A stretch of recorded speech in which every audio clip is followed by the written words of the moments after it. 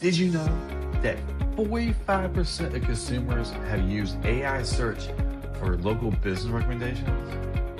That is up 6% from last year's numbers.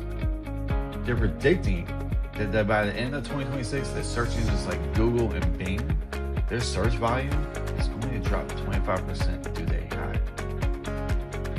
Now, if you take a look at how the next generation of consumers are using it, will probably tell you that you probably need to shift your approach in how you look and how you execute your marketing of your business. With 68% of Gen Z consumers are using ChatGPT and other AI search engines to find local businesses. That's crazy. So here's the real question. Is your business ready for the new era of AI-powered recommendations?